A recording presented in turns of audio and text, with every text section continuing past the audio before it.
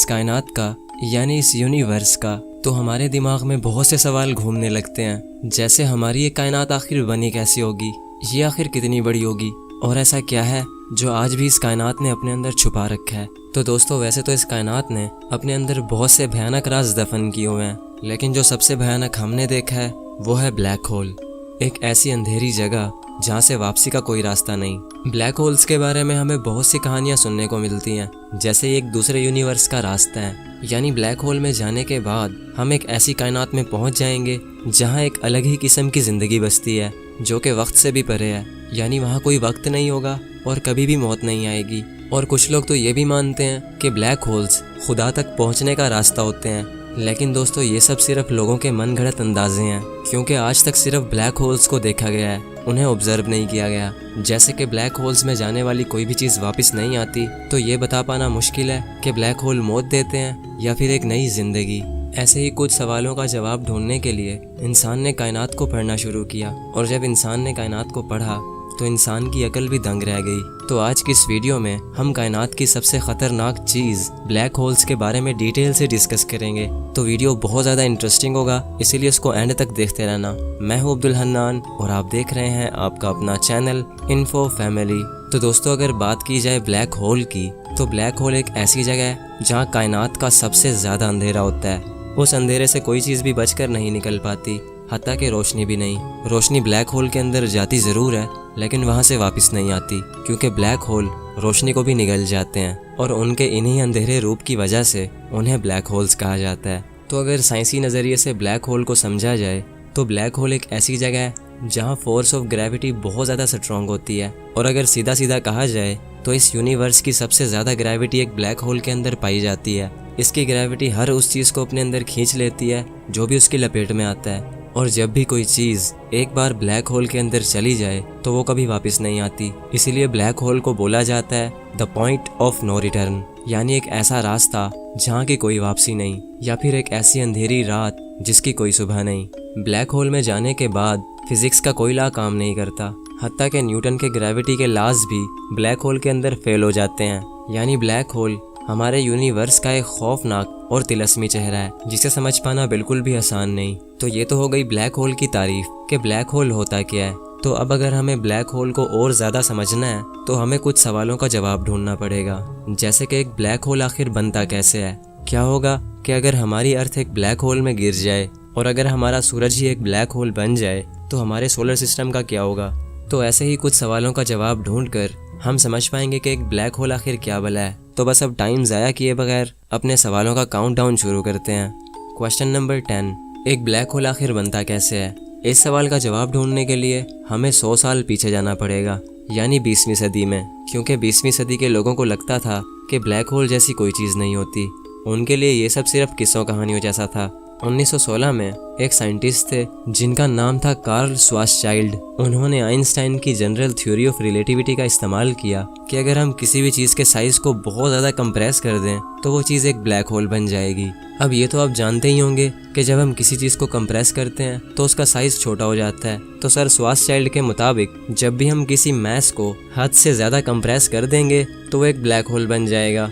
यानी अगर हमारी अर्थ के साइज़ को बहुत छोटा कर दिया जाए तो हमारी अर्थ भी एक ब्लैक होल बन जाएगी। खैर, उस वक्त तो इस थ्योरी को मजाक समझा जाता था, लेकिन जब 1971 आया तो ये थ्योरी एक हकीकत बन गई, क्योंकि 1971 में साइंटिस्ट ने इस कायनात का सबसे पहला ब्लैक होल देखा, जिसे देखने के बाद ये पता चला कि वो हाईली कंप्रेस्ड था।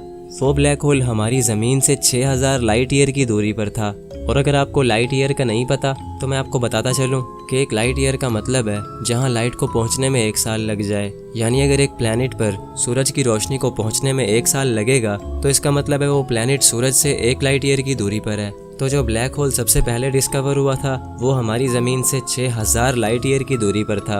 यानी अगर हमारी ज़मीन से उस ब्लैक होल पर लाइट भेजी जाए तो उस लाइट को वहाँ पहुँचने में 6000 साल लग जाएंगे। और हम अच्छी तरह जानते हैं कि लाइट इस कायनात की सबसे फास्ट चीज़ है।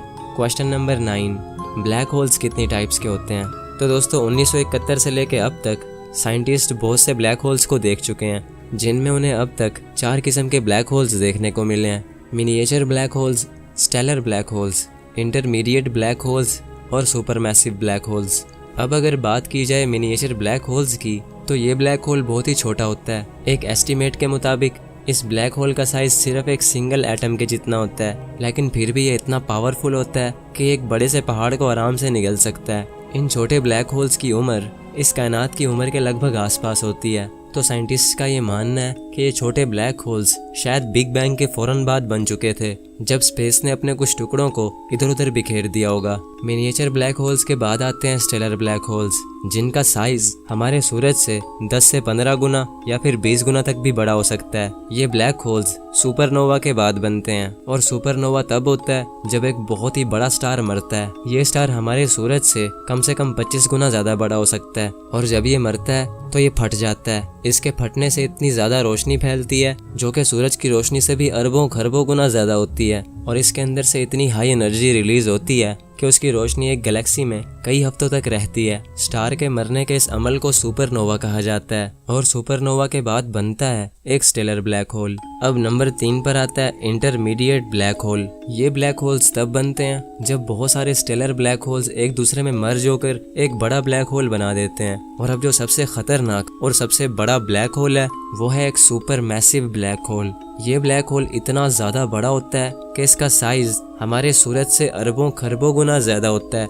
ये ब्लैक होल हर गैलेक्सी के बिल्कुल सेंटर में मौजूद होता है, और ये इतना बड़ा होता है कि इंसान इसका अंदाजा भी नहीं लगा सकता। और ऐसा ही एक ब्लैक होल हमारी मिल्की वे गैलेक्सी के बिल्कुल सेंटर में मौजूद है, जिसका नाम है Sagittarius A star. Sagittarius A star का साइज हमारे सूरज से 4 मिलियन यानी 40 लाख गुना से भी ज्यादा बड़ा है, और ये सुपर मैसिव ब्लैक होल्स तब बने थे जब गैलेक्सीज बनी थी।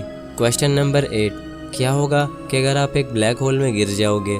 तो इसका जवाब है कि ब्लैक होल के अंदर कायनात की सबसे ज्यादा ग्रेविटी पाई जाती है। ये हर चीज को अपने अंदर इतनी ज्यादा ग्रेविटेशनल फोर्स से खींचता है कि या तो वो चीज फट जाती है या फिर वो बहुत ज्यादा स्ट्रेच हो जाती है। यानी अगर आप ब्लैक होल के अंदर जाओगे तो आप लंबे होकर एक नूडल बन जाओगे, और जब आप ब्लैक होल से थोड़ा सा दूर होंगे तब आपको टाइम डायलेशन इफेक्ट का एहसास होगा। मिसाल के तौर पर आप एक ब्लैक होल के पास पहुंचकर अपने एक दोस्त को वीडियो कॉल करते हो जो कि उस वक्त अर्थ पर है, तो आपको आपका दोस्त बहुत ज्यादा तेजी से मूव करता हुआ दिखाई देगा, लेकिन वहीं पे आप उसको बहुत ही स्लो मूव करते हुए दिखाई दोगे, जो कि सुनने में बहुत ही डरा देने वाली बात है। वैसे तो ऐसा आज तक किसी के साथ भी नहीं हुआ, क्योंकि ब्लैक होल्स इतने ज्यादा दूर होते हैं कि इंसान तो दूर की बात वहां तक रोशनी को भी पहुंचने में हजारों साल लग जाएंगे।